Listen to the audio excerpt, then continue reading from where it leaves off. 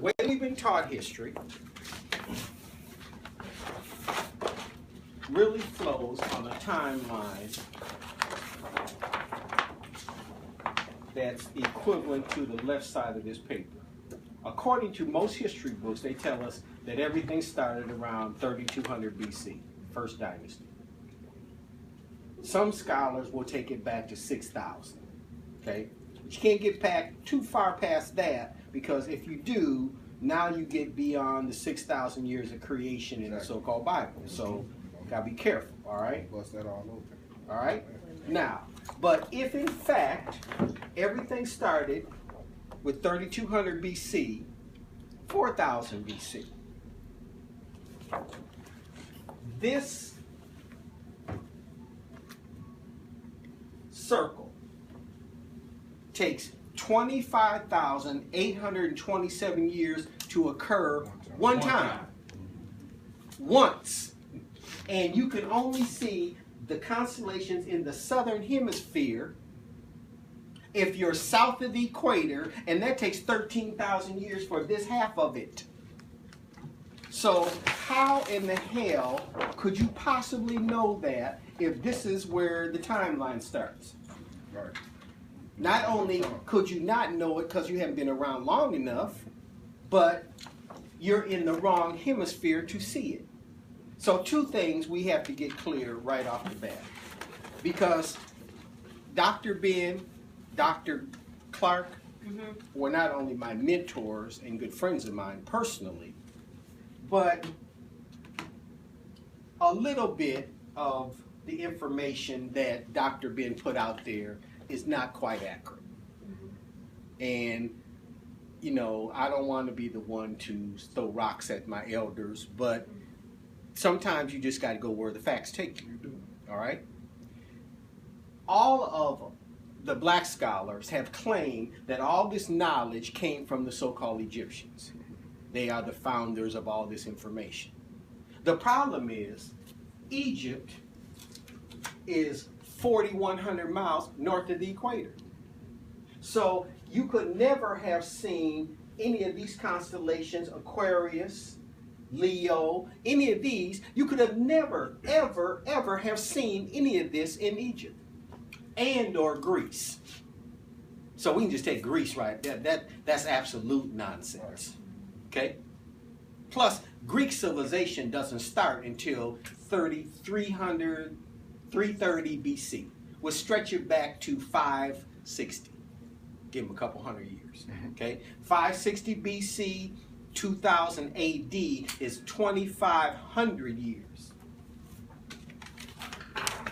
Each one of these signs takes 2,150 years to occur one time. So if it had to come from the so-called Greeks or Thales, the way they teach it in college, then you would only know about one of these because that's how longer they've been around. If they had even been looking. Okay? Now, we do know this information is in the ceiling of a temple on the island of Philae in Egypt, the temple of Dendra. This whole complete cycle is carved in the ceiling of this building. So clearly someone had to know then both sides of this. All right? Now, the reason Dr. Gum, and for those of you who don't know the elder, Dr. Gum is from Cameroon.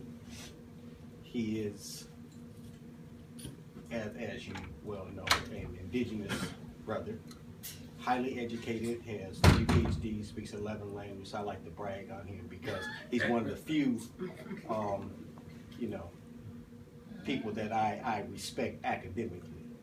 And it's not that, I'm all that, and most people aren't. But I have to give him his props. He got 3 PhDs. That makes him the most dangerous African in America and on the continent. Asa said, Oh, yeah.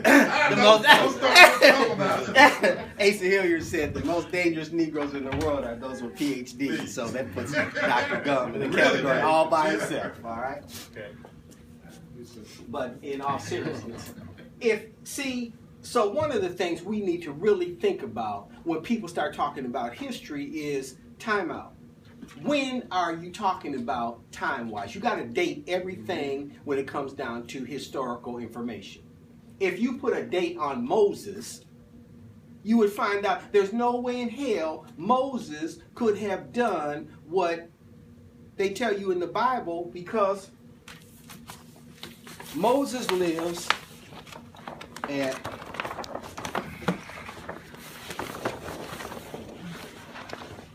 1200 BC. Okay, between 12 and 1300 BC. The Pyramid Age is over by 2100 BC, even according to this dating. All right? So how were they in bondage building some buildings that was already erected 1,000 years before the man was born? Now that also should go to all geometry classes that your kids get exposed to in school. How do you allow people to tell your children that Pythagoras developed the theorem for a triangle, and the pyramid is a triangle?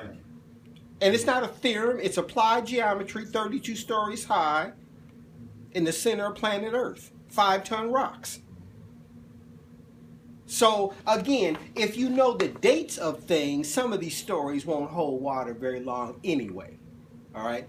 But because we have not been given dates on historical events and told and taught, history is the story of man's adventures. So if you're going to study history, what I would suggest we do is start out at the origin of man. Now, if we do that, not only will we get the complete story, there won't be gaps in what happened and how they come to know certain things, but you'll find out that all of it came from you, because they do acknowledge that all people came from the southern part of Africa around Lake Victoria, Kenya, Tanzania, Uganda. They know and acknowledge that's where all people derive from. If you're there, Gloger's law says you have to create melanin. Gloger's law.